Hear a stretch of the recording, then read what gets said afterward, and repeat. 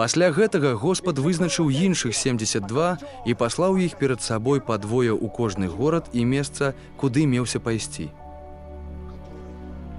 І казаў ім: «Жніво вялікае, працаўнікоў мала. Дык прасіце гаспадара жніва, каб выслаў працаўнікоў на жніво сваё. Ідзіце, вось я пасылаю вас, як ягнят пасярод ваўкоў. Не насіце з сабой ані капшука, ані торбы, ані пасталоў, ды нікога ў дарозе не вітайце.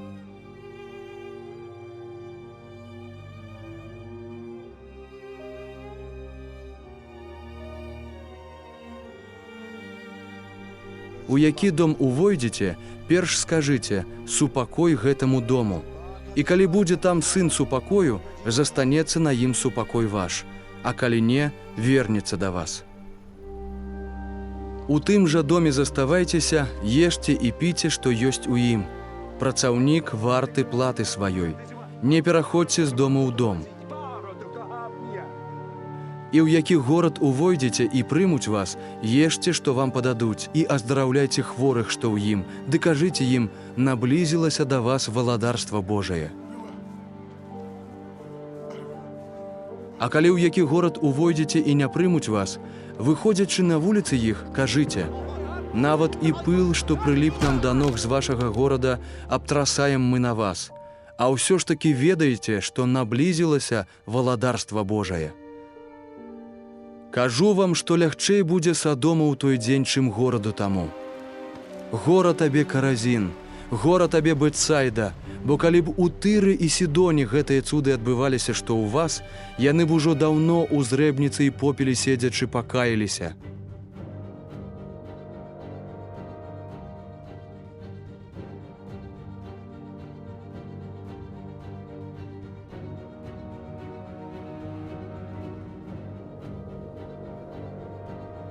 Аднак лягчэй будзе Тыру і Сідону на судзе, чым вам. І ты, Кафарнаум, ты аж да неба ўзнёсся, дык у пекла будзеш укінуты. Хто вас слухае, мяне слухае, і хто вамі пагарджае, мною пагарджае, а хто мною пагарджае, пагарджае тым, хто мяне паслаў.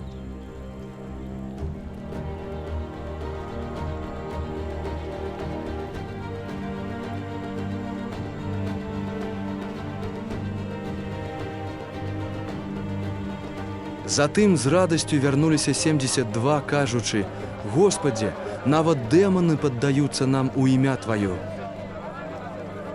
І гаворыць ім: «Я бачыў шатана, што падаў з неба, як маланка. Вось жа я даў вам уладу таптаць змеяў і скарпіёнаў, ды ўсю варожую сілу, і нішто вам не будзе шкодзіць. Аднак не з таго весяліцеся, што духі вам паддаюцца, але з таго радуйцеся, што імёны вашыя запісаны на нябёсах». У той час узрадаваўся ён у Духу Святым і сказаў: «Слаўлю Цябе, Ойча, Господ неба і зямлі, што закрыў гэта перад мудрымі і прадбачлівымі і адкрыў гэта малым. Так, Ойча, бо так спадабалася Табе. Усё дадзена мне айцом маім, і ніхто не ведае, хто ёсць сын, толькі айцец, і хто ёсць айцец, толькі сын, ды каму сын хацеў бы адкрыць».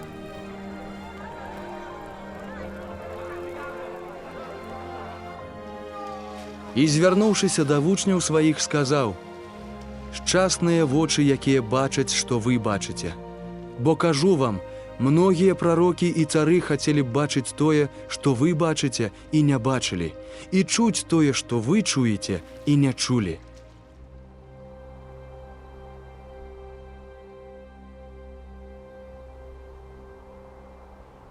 І вось адзін заканазнаўца ўстаў, выпрабоўваючы яго і кажучы: «Настаўнік, што маю рабіць, каб здабыць жыццё вечнае?»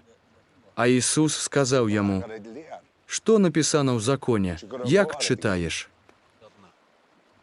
Той, адказваючы, сказаў: Любі Господа Бога твайго усім сэрцам тваім, і ўсёй душой тваёй, і ўсёй моцай тваёй, і ўсім розумам тваім, і бліжняга твайго, як сябе самога.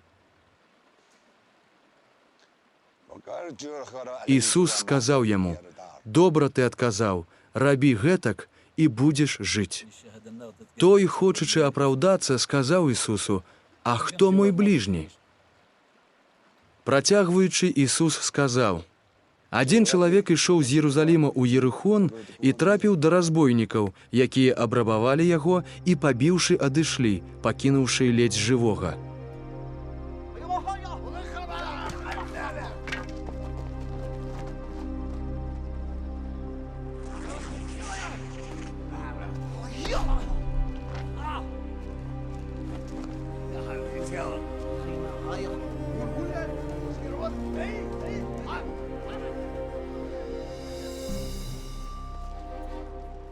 Здарылася, што гэтаю дарогай праходзіў нейкі святар і, паглядзеўшы на яго, прайшоў міма.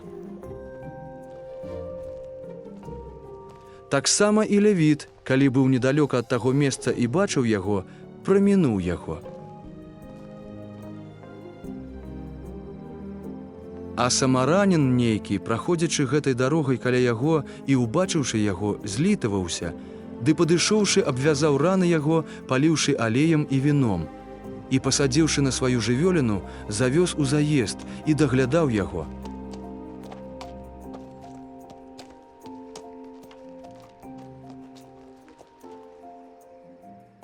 А назаўтра дастаў 2 дынары і даў гаспадару заезду і гаворыць: «Апякуйся над ім, а калі больш выдасі, я, як вярнуся, дадам табе».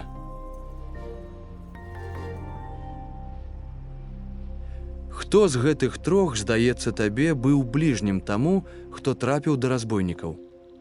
Ён сказаў: «Той, хто аказаў яму міласэрнасць». І сказаў яму Ісус: «Ідзі, і ты рабі падобна».